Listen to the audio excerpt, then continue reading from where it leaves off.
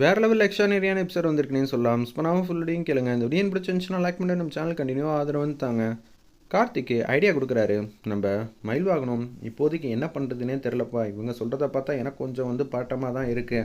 அந்த சாமியார் உண்மையிலே சக்தி வாய்ந்தவங்க தான் நினைக்கிறேன். நீ அவங்கள போய் சந்தித்து பார்த்தேன்னு வச்சுக்கிங்க, ஒரு விடை கிடைக்கும். கரெக்டு தாங்க. இந்த மாதிரி நேரத்தில் நான் எப்படிங்க விட்டுட்டு போக முடியும்? நான் அத்தைக்கிட்டலாம் தகவல் சொல்லிடுறேன்ப்பா. நீ முதல்ல அந்த சாமியாரை போய் பாரு, அதுதான் சரி வரும். இல்லை, இந்த மாதிரி நேரத்தில் ரேவதியை என்னால் விட்டுட்டு போகவே முடியாது அப்படின்னு சொல்லும்போது, அட்லீஸ்ட் ரேவதியோட அம்மா அப்பா எல்லோரும் வந்தால் கூட எனக்கு சந்தோஷமாக தான் இருக்குங்கிற மாதிரி யோசிச்சுட்டு இருக்கிறப்ப மயில் வாகனம் ஃபோன் அடிக்கிறாங்க.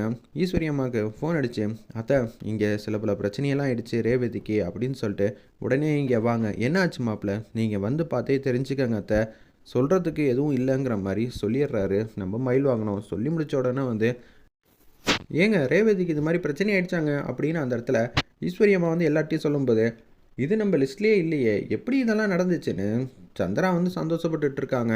ரோகிணிக்கு ரொம்ப குற்ற உணர்ச்சி ஆயிடுச்சு. என்னம்மா சொல்கிற, ரேவதிக்கு இது மாதிரி ஆயிடுச்சா? அச்சச்சோ, அவர் படித்து சொல்கிறாங்களே, நான் தான் கேட்காம ரேவதி விட்டுட்டனோ அப்படின்னு ரொம்ப குற்ற உணர்ச்சி ஆகிறாங்க ரோகிணி. ஏன்னா அவங்களுக்கு தெரியும் ரேவதி எங்கே போயிருக்காங்கன்னு, ஏது போயிருக்காங்கன்னு. சர்ப்ரைஸ் பண்ணுறதுக்காக போயிருக்காங்க, அதனால் சொல்லக்கூடாதுன்னு ரேவதி சொன்னதுனால தானே நான் இப்படியெல்லாம் பண்ணேன். கார்த்திகிட்ட முன்னாடியே சொல்லியிருந்தா இப்படியெல்லாம் ஒரு நிகழ்வு நடந்திருக்காதே அப்படின்னு ரொம்ப ஃபீல் பண்ணிகிட்டு இருக்காங்க. அம்மா ரேவதியை உடனே பார்க்கணும், எப்படிமா இருக்காரு? உன் வீட்டுக்காரர் எதுவுமே சொல்லலை. அவர் ரொம்ப கஷ்டத்தில் இருக்காருன்னு மட்டும் நல்லாவே புரியுது. என்னம்மா நமக்கு மட்டும் இப்படியெல்லாம் ஒரு சோதனை நடக்குது அப்படின்னு சொல்கிறப்ப, சரி முதல்ல ரேவதியை பார்ப்போம், அதுக்கப்புறம் எதுவாக இருந்தாலும் பேசிக்கலாங்கிற மாதிரி சொன்னோன்னே ராஜராஜன்லேருந்து எல்லாரும் அங்கேருந்து கிளம்புறாங்க வீட்டிலேருந்து. ஒரு பக்கம் நம்ம கார்த்தி யோசிச்சுட்டே இருக்காங்க. ஏன்பா அத்தை இங்கே வந்தா ஏதாவது நடக்கும்பா, உன்னை திட்டுவாங்கப்பா தேவையில்லாமல், இந்த மாதிரி நேரத்தில் நீ திட்டு வாங்கக்கூடாது அப்படின்னு மயில் வாகனம் சொல்கிறப்ப, இல்லைங்க திட்டு வாங்கினாலும் எனக்கு கவலை இல்லை அப்படின்னு சொல்லிட்டு இருக்கிறப்ப ஒட்டுமொத்த குடும்பமும் வந்துடுறாங்க. இந்த தகவலை தெரிஞ்சுக்கிட்ட உடனே, என்ன ஆச்சு மாப்பிள்ள அப்படின்னு சொல்லும்போது, அக்கா எனக்கு தெரிஞ்சு இது எல்லாத்துக்கும் காரணம் இவனாக தான் இருப்பானே. சும்மா தெரிஞ்சிக்காமல் பேசுகிற வேலையெல்லாம் வச்சுக்காதீங்க. ரேவதி முன்னாடியே வெளியில் போயிட்டா. எனக்கு தெரிஞ்சு இது எல்லாம் சிவனாண்டியோட வேலையாக தான் இருக்குங்கிற மாதிரி சொல்கிறாங்க நம்ம மயில் வாங்கணும். உடனே அந்த இடத்துல என்னது சிவனாண்டியா? ஆமாம், ரேவதி மாட்டு நின்றுட்டு இருக்கா. பக்கத்தில் கார் வந்துட்டு போயிடுச்சு. அதனால தான் இங்கே இப்படியெல்லாம் ஒரு நிகழ்வு நடந்திருக்குன்னு சொல்லிகிட்டு இருக்காங்க நம்ம மயில் வாங்கணும். ஏய் தெரியும்டா, நீ தாண்டா இது மாதிரிலாம் சதி செஞ்சுருப்பேனே. அக்கா நீ சவால் விட்டல்லக்கா, அதனால தான் என்ன பண்ணும் எது பண்ணுன்னு தெரியாமல் உன்னோட சென்டிமெண்ட்டோட அவன் விளாண்டுக்கிட்டு இருக்கான் அப்படின்னு சந்திரா பேசும்போதே, தேவையில்லாமல் பேசாதீங்க, நான் என்ன செய்வேன்னு எனக்கே தெரியாது அப்படின்னு சொல்கிறப்ப, முதல்ல என் பொண்ணு எப்படி இருக்கான்னு சொல்லி வந்தவங்க எல்லார்ட்டையும் கேட்போம். அதை விட்டுட்டு இங்கே என்ன நீங்கள் 2 பேர் சண்டை போட்டுக்கிட்டு இருக்கீங்க, சண்டை போடுறதுக்கான இடம் இது கிடையாது அப்படின்னு சொன்னோன்னே அமைதியாக இருக்காங்க. என்ன மாப்பிள்ள சொன்னாங்கன்னு மயில் வாங்கினதுக்கிட்ட கேட்கும்போது, நீங்களே கேளுங்க அத்தை, அவங்க சொல்கிறதெல்லாம் பார்த்தா எனக்கே ரொம்ப ஃபீலிங்காக இருக்குது. கார்த்தி வந்ததுலேருந்து அழுதுகிட்டே தான் இருக்கார் அப்படின்னு சொல்லும்போது, பார்த்தீங்களா இங்கேருந்து பேச்சு வாங்கணும்னு அவசியமே இல்லை சகல. நீ முதல்ல அந்த சாமியாரை கண்டுபிடி. சாமியாரை கண்டுபிடிச்சதுக்கப்புறமேட்டுக்கு அவர்கிட்ட ஏதாவது ஒன்று கேளுப்பா. இதில் ஏதாவது ஒரு விடை இருக்கும். அவரை தான் நடக்க போகிறத சொன்னார்ல, இந்த இதையும் தடுக்கிறதுக்கு ஏதாவது ஒரு விஷயத்தை சொல்லுவார். நீ அவரை விட்டுறாத தம்பி, போயிட்டு வா அப்படின்னு சொன்னோன்னே, சரிங்க நீங்கள் இருந்து பக்கத்துலேயே இருந்து பார்த்துக்கங்க, ரேவதிக்கு எந்த பிரச்சனையும் வரக்கூடாது. ஏன்னா இந்த விஷயத்த சிவனாண்டி இவங்க எல்லோரும் தெரிஞ்சுக்கிட்டதுக்கு அப்புறமேட்டுக்கு அவங்க ஏதாவது பிரச்சனை பண்ணாலும் ஆச்சரியப்படுறதுக்கு எதுவும் இல்லை. நீங்கள் பக்கத்துலேருந்து பார்த்துக்கிறீங்களா அப்படின்னு சொல்லும்போது, நான் நவுறவே இல்லை சகலை, இங்கேருந்து நான் பார்த்துக்கிறேன், நீ முதல்ல போயிட்டு வா சகலை, அப்போ தான் நமக்கான விடை கிடைக்கும்னு சொன்னோன்னே வேக வேகமாக போகிறாங்க. அந்த இடத்துல நம்ம கார்த்தி போயிட்டு அப்படியே கார் எடுக்கிறாங்க. இப்படியெல்லாம் ஒரு விஷயம் நடக்குன்னு எதிரே பார்க்கலேன்னு சொல்லிட்டு பக்கத்தில் இருக்கிற சாமி சிலையில் ரேவதி எப்படி சிரிச்ச முகமாக வீட்டை விட்டு போனாலோ அதே மாதிரி தான் இங்கேருந்து சிரிச்ச முகமாக இங்கேருந்து வரணும், நீங்கள் தான் ஆசீர்வாதம் பண்ணணும், ரேவதி எப்படி இருந்தாலும் காப்பாற்றிடுங்க அப்படின்னு சொல்லிட்டு கார் எடுத்துகிட்டு அங்கேருந்து வராப்பில் நம்ம கார்த்தி அப்போன்னு பார்த்தா அந்த கோயில் வாசலில் நிற்கிறாங்க. நின்னோடனே அங்கே போய் பார்க்குறாங்க. பார்த்தா அந்த இடத்துல அந்த சாமியார் இல்லை, சித்தர் இல்லைன்னு தெரிஞ்சுக்கிறாங்க. அச்சச்சோ இங்கே தானே இருந்தார், இப்போ நான் எங்கே போகிறது அப்படின்னு சொல்லிட்டு இருக்கிறப்ப, இங்கே 2 நாள் முன்னாடி ஒரு சாமியார் இருந்தார்ல, அவர் எங்கே இருக்காருன்னு தெரியுமா அப்படின்னு சொல்லும்போது, அவர் எங்கே இருக்காருன்னு தெரில, ஆனால் இந்த ஊரில் தான் எங்கேயாவது இருப்பார், நீங்கள் அவரை சந்திக்கணும்னு அவர் நினச்சிட்டா போதும், நிச்சயம் அவர் உங்களை இருக்கிற இடத்துக்கு வந்துடுவார் அப்படின்னு சொல்லி அந்த இடத்துல பேசிகிட்டு இருக்காங்க. சரின்னு சொல்லிட்டு கார்த்திக் எல்லா இடமும் தேடிக்கிட்டே இருக்காங்க. கிடைக்கிற மாதிரியே தெரில. அந்த சித்தர் ஒரு பக்கம் ரொம்ப வந்து சோகமாகி ஒரு இடத்துல வந்து உட்காந்துட்டு இருக்காங்க. அந்த மரத்துக்கு பின்னாடி தான் அந்த சித்தரும் வந்து உட்காந்துட்டு இருக்காங்க.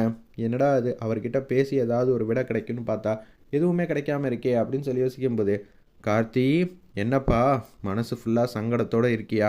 சாமி நான் உங்கள பார்க்கணும்னு தான் நினச்சிக்கிட்டு இருக்கேன். நீங்க எங்க இருக்கீங்க?" அப்படின்னு சொல்லும்போது, "நீ எங்க உட்காந்துக்கிட்டு இருக்கியோ, அதே இடத்துல தான்ப்பா நானும் உட்காந்துட்டு இருக்கேன். கண்ண தொறந்து பாருப்பா" அப்படின்னு சொல்லும்போது, அப்படியே திரும்பி பார்க்குறாங்க. கார்த்தி பக்கத்துல தான் உட்காந்துருக்காங்க. "நீங்க எங்க இருந்தீங்க? இவ்வளோ நேரம் இங்க இல்லையே?" "சொல்லு கார்த்தி, நான் தான் உன்கிட்ட வந்து சொன்னேன்ல, கவனமா இருக்கணும், கவனமா இருக்கணும்னு. ஆனா நீ தான்ப்பா வந்து தப்பு செஞ்சுட்ட. நான் வந்து பத்திரமா தான் பார்த்துக்கிட்டேன். ஆனா அவ என்கிட்ட சொல்லாம வெளியில போயிட்டா. விதிய யாராலயும் ஜெயிக்க முடியாதுப்பா. அதுதான் எதார்த்தம். இப்ப ரேவதிய காப்பாத்தணும். அது என் கையில இல்லப்பா. இங்க தடுக்கிறதுக்கான வழி தான் காட்ட முடியும். அத தான் செய்ய முடியும். நடந்தத மாத்துறதுக்கான சக்தி இங்க யாருக்குமே கிடையாது. சரி, உங்க மேல எனக்கு அபாரமான நம்பிக்கை இருக்கு. தயவு செஞ்சு ஏதாவது ஒண்ணு பண்ணுங்க. உங்கள நம்பியே நான் வந்திருக்கேன். ரேவதி ரொம்பவே பாவம். ஏதாவது ஒண்ணு செய்யுங்கங்கிற மாரி சொன்னோனே, "ஏதாவது ஒண்ணு செய்யணுமா தம்பி? கஷ்டம்பா. உன்னால அத புரிஞ்சுக்க முடியாது" அப்படின்னு சொல்றாங்க. "கண்டிப்பா. எனக்கு ரேவதி வந்து ரொம்பவே முக்கியம். தயவு செஞ்சு ஏதாவது ஒண்ணு பண்ணுங்க." "சரிப்பா. நீ கொஞ்ச நேரம் இங்க உட்காரு. நான் சொல்றேன்" அப்படின்னு சொல்லிட்டு கண்ண மூடிட்டு அப்படியே வந்து யோசிச்சுட்டு இருக்காங்க. "சரி, நீ அதுக்கேத்த மாரி ஒரு பரிகாரம் வந்து செய்யணும். என்ன செய்யணும்னு சொல்லுங்க" அப்படின்னு சொன்னோனே, கார்த்திக்கிட்ட ரகசியமா அந்த சித்தர் வந்து எல்லாத்தையும் வந்து சொல்லிட்டு இருக்காரு. "இதுலேருந்து மீள்றது ரொம்பவே கஷ்டம்தான். அது போராடணும். நீ தெய்வத்த எதிர்த்து, விதிய எதிர்த்து போராடணும். தெய்வத்துக்கிட்ட மன்றாடி கேட்டு அவங்க மனச வந்து மாத்தணும். இன்னொரு பக்கம் நடந்த விஷயத்தெல்லாம் மாத்துறதுக்கான சக்தி இந்த கோயிலுக்கு போயிட்டு பரிகாரம் பண்ணா மட்டும்தான் உண்டு. நீ அத செய்வியா?" அப்படின்னு சொல்றாங்க. "பரிகாரம்னா நீ நெனச்ச மாரி சாதாரணமானது இல்லப்பா. ரொம்பவே கஷ்டமானது. எது எடுத்தாலும் 108 தடவ வந்து செய்யணும்." அப்படின்னு சொல்லும்போது, "எனக்கு புரியல. தெளிவா சொல்லுங்க." அந்த கோயிலுக்கு போயிட்டு குளம் இருக்கும். அந்த குளத்துல அம்மன் வந்து கோவமா இருக்காங்க ரேவதி மேல. அந்த கோவத்த தணிக்கணும்னா, நீ தண்ணி எடுத்துட்டு வந்து 108 குடம் ஊத்தணும். ஊத்துவியா? தாராளமா செய்யறேன். எனக்கு ரேவதி கிடைக்கிறதுக்கான வழிய நீங்க காட்டுவீங்க. எனக்கு நம்பிக்கை இருக்கு. நம்பிக்கையோட செஞ்சா எல்லாமே வந்து கிடைக்கும். அதுக்கப்புறமேட்டுக்கு இன்னும் சில பல பரிகாரம்லாம் செய்யணும் அப்படின்னு ஒண்ணு ஒண்ணா வந்து சொல்றாங்க. அந்த இடத்துல எல்லாத்தையும் வந்து செஞ்சு முடிக்கிறேன். நீ செஞ்சு முடி. நீ செஞ்சு முடிக்க முடிக்க ரேவதிக்கான பலன் பரிபூர்ணமா கிடைச்சி, அவ ஓரளவு தேறிடுவா. அதுக்கப்புறமேட்டுக்கு பிரச்சனையிலேருந்து கடந்துருவா. பிரச்சனையிலேருந்து கடந்துட்டாலே ஒரு 1 மாசம் 2 மாசத்துல சரியாயிடுவா. ஆனா உன்னால இத தாக்கு பிடிக்க முடியுமா? அதுவும் இப்ப இன்னொரு 3 மணி நேரம் அவகாசம் தான் உனக்கான டைம் இருக்கு. ஏன் சாமி இப்படி சொல்றீங்க? அதுக்கான காரணம் என்ன? இன்னைக்கு மாலையிலக்குள்ள நீ செஞ்சு முடிக்கலன்னு வச்சுக்கயேன், சூரியன் அஸ்தமனம் ஆயிடுச்சுன்னா, அதுக்கப்புறம் நீ என்ன செஞ்சாலும் அதுக்கான பலன் வந்து கிடைக்காது. இப்பயே முடிச்சாகணும். உனக்கு புரியுதா? நம்பிக்கையோட செய். நீ செய்யறப்ப ஏகப்பட்ட தடைகள் எல்லாமே வரும். அந்த தடைகளை எல்லாத்தையும் நீ நம்பிக்கையோட உடைச்சாதான் உன்னால ஜெயிக்க முடியும். என்ன சொல்றீங்க? ஆமா. அது உனக்கு போக போக உனக்கே வந்து புரியுங்கிற மாரி சொல்லிட்டு இருக்காங்க. ரொம்பவே சந்தோஷம். உங்களோட ஆசீர்வாதம் எனக்கு ரொம்பவே வந்து தேவை. ரேவதிய நீங்க ஆசீர்வாதம் பண்ணீங்கன்னா போதும். அது மட்டும் எனக்கு செஞ்சு கொடுங்க சாமி அப்படின்னு நம்ம கார்த்தி முட்டி போட்டு அவர்கிட்ட வந்து வேண்டிக்கிட்டு இருக்காங்க. அந்த இடத்துல உன்னோட பாசமானது நிச்சயம் உன்னோட காதலை ஒற்றுமையாக சேர்த்து வைக்கும். அதில் எனக்கு நம்பிக்கை இருக்குது. நீயும் நம்பிக்கையோட போ. ரேவதிக்கு எதுவும் ஆகாது. நீங்கள் 2 பேரும் ரொம்பவே நல்லா இருப்பீங்க. நீ நினச்சி வந்த பாதை எல்லாமே வந்து சரியாகும் அப்படின்னு அந்த இடத்துல வந்து சொல்லிடுறாங்க. இதை கேட்ட உடனே கார்த்தி வந்து ரொம்ப வந்து சந்தோஷப்பட்டுட்டு இருக்காங்க. சரி சாமி, இவ்வளோ தூரம் நீங்கள் சொன்னீங்களே, அதுவே எனக்கு போதும். எனக்கு சந்தோஷமாக தான் இருக்குது. சரி போ, உனக்கான நேரம் அவகாசம் எல்லாமே வந்து கம்மியாக தான் இருக்குது. அந்த சந்தர்ப்பத்தை நீ பயன்படுத்தியே ஆகணும். போயிட்டு வா, வெற்றியோட திரும்பு. உனக்காக நான் காத்துக்கிட்டு இருக்கேன்னு அந்த இடத்துல அந்த சாமியார் வந்து சொல்கிறாப்புல.